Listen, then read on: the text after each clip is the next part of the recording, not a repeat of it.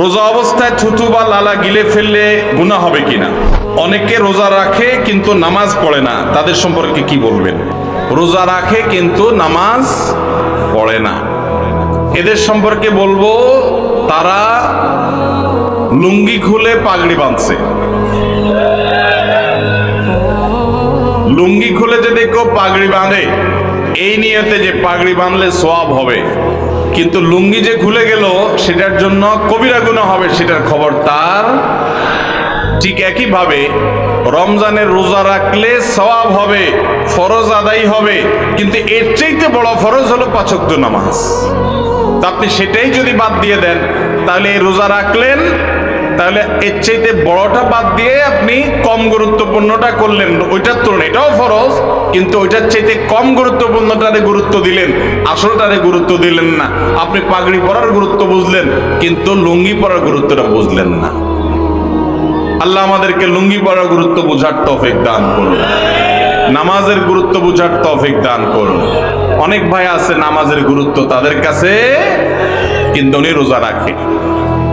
রোজা রাখে এটা ভালো কথা, কিন্তু তার চাইতে ভালো কথা হলো নামাজ আদায় করা। একজন রোজা রাখে নামাজ পড়ে না, এই লোক খারাপ। কিন্তু আরেকজন নামাজ পড়ে রোজা রাখে না, সেই লোকটা এই প্রথম লোকটার চাইতে কম খারাপ। কারণ হলো সে আসল সবচেয়ে বেশি জরুরিটা করে, নামাজটা পড়ে, রোজা রাখে না, সে খারাপ, এক টাকা হারাম কাজ করে, ফরজ তরক করে। কিন্তু আরেকজন নামাজই পড়ে না, রোজা রাখে, এই লোকটা ওই লোকটার চাইতে অধম। আল্লাহ আমাদেরকে নামাজের গুরুত্ব বুঝার তৌফিক দান করুন।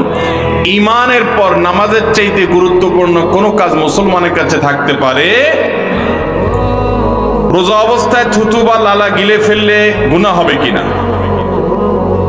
রোজা অবস্থায় অনেক সময় আমাদের মুখে থুতু আসে, লালা আসে, এটা যদি আমরা গিলে ফেলি রোজা ভাঙবেও না, গুনাহ হবেও না। তবে যদি ইচ্ছাকৃতভাবে মুখে থুতু জমিয়ে রেখে কেউ গিলে, তাহলে সেটা মাকরুহ হবে, এর ফলেও রোজা ভাঙবে না। নতুন যখন মানুষ রোজা রাখে, বিশেষ করে পিচ্চি পোলাপান যখন রোজা রাখে, দেখবেন ঘন ঘন শুধু থুতু ফেলতে থাকে, কারণ সে মনে করে থুতু গিললেও রোজা ভেঙে যাবে। এটা আসলে তার না জানার কারণে, নিজের থুতু গিলার কারণে কফ, লেশা বা আপনার লালা ইত্যাদি যদি পেটের ভিতরে চলে যায়, এর কারণে রোজা ভাঙবে না।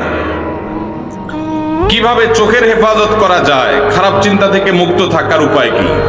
চোখের হেফাজত করার একমাত্র উপায় হলো চোখকে অবনত করা, অর্থাৎ যেখানে চোখ ফেললে আমি গুনাহ থেকে বাঁচতে পারবো না সেখানে চোখ ফেলা যাবে না। ফেসবুকের যে পেজে, যে গ্রুপে, যে আইডিতে খারাপ জিনিস আসে, বেপরদা নারীর ছবি আসে, সেগুলো দিকে তাকা, সেগুলোকে আনফলো করতে হবে। এটা হলো নিজেকে নিয়ন্ত্রণ করা। আল্লাহ বলেছেন কুল্লিল মুমিনিনা ইয়াগুদ্দু মিন আবসারিহিম ওয়া ইয়াহফাযু ফুরুজাহুম। হে রাসূল, আপনি ঈমানদার পুরুষদেরকে বলে দিন তারা যেন তাদের চোখগুলোকে নিয়ন্ত্রণ করে, দৃষ্টিকে নিয়ন্ত্রণ করে, অবনত করে, এবং তাদের ইজ্জতকে, সম্ভ্রমকে, লজ্জাস্থানকে হেফাজত করে। অতএব আপনি চোখের হেফাজতের জন্য চোখকে অবনত করতে হবে, চোখকে নিচের দিকে তাকিয়ে হাঁটতে শিখতে হবে, যেখানে সেখানে তাকানো যাবে না।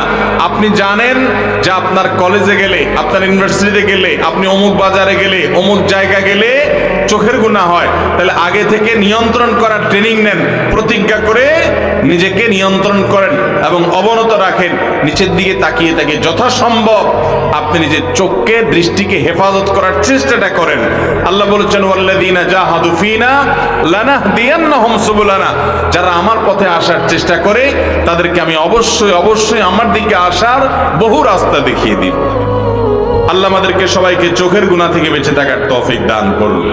এটা এখন মহামারীর মতো হয়ে গেছে ভাই, এটা থেকে আমরা বেশিরভাগ লোকই বাঁচতে পারছি না, ভয়ঙ্কর একটা পর্যায়ে চলে গেছে।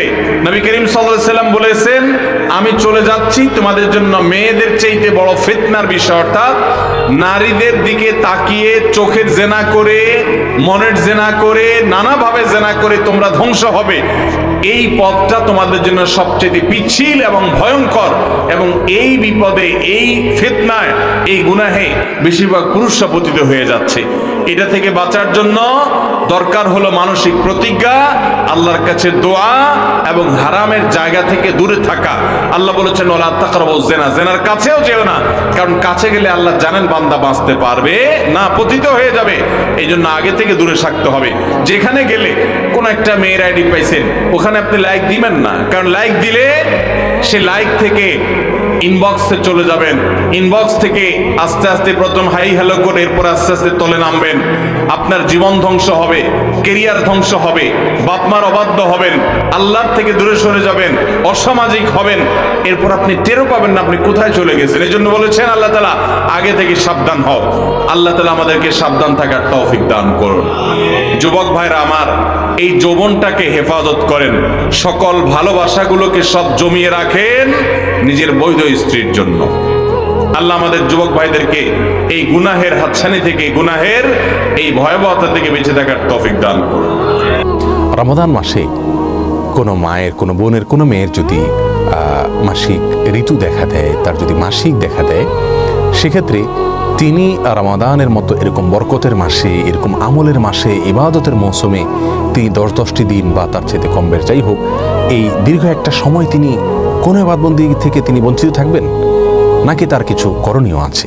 আজ আমরা সেই বিষয়টি জানার চেষ্টা করব। প্রিয় দর্শক, আমাদের মা বোনদের অনেকেরই এই বিষয়ে আক্ষেপ থাকে যে আল্লাহ সুবহানাহু ওয়া তাআলা আমাদেরকে মেয়ে হিসেবে সৃষ্টি করেছেন, বিধায় আমরা রমাদানের এই দীর্ঘ বেশ কয়েকদিন পর্যন্ত আমাদের মাসিকের কারণে, এই শারীরিক অসুস্থতার কারণে আমরা সিয়াম পালন করতে পারছি না, সালাত আদায় করতে পারছি না, রমাদানের বারাকা আমরা নিতে পারছি না।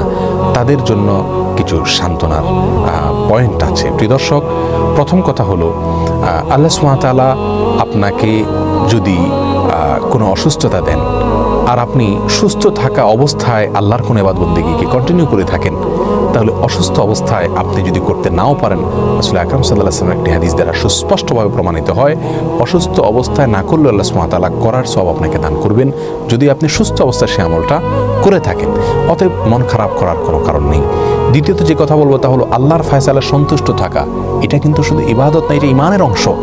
রিদা বিল কাদা যেটাকে বলা হয়, আল্লাহ সুবহানাহু ওয়া তাআলা আপনাকে অসুস্থতা দিয়েছেন, আপনি ইবাদত করতে পারছেন না, আল্লাহর এই ফয়সালা যদি আপনি মেনে নেন, তাহলে আপনি ঈমানের ক্ষেত্রে আপনি পূর্ণাঙ্গতা অর্জন করলেন। এটি শুধু ইবাদত নয়, ইবাদতের উপরের ইবাদত, ঈমান।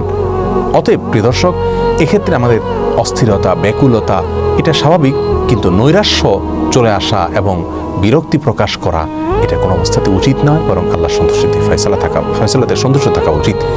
তৃতীয়ত যে কথা বলবো তা হলো, মাসিক হয়ে যাওয়া মানে হলো আল্লাহর সঙ্গে সমস্ত সম্পর্ক আমার ছিন্ন হয়ে গেল, আমার ইবাদতের সমস্ত দুয়ার বন্ধ হয়ে গেল, ব্যাপারটি তা নয়। বরং মাসিক হওয়ার ফলে আপনাকে যে জিনিসটি খেয়াল করতে হবে তা হলো, আপনি শুধুমাত্র সিয়াম পালন করতে পারছেন না, সালাত আদায় করতে পারছেন না এবং তওয়াফ করতে পারছেন না। 3টি কাজ আপনার জন্য নিষিদ্ধ। এর বাইরে কোরআনে কারীম তেলাওয়াত করতে পারবেন কিনা মেয়েরা মাসিক অবস্থাতে, এই নিয়ে উলামায়ে কেরামের ভিতরে স্কলারদের মধ্যে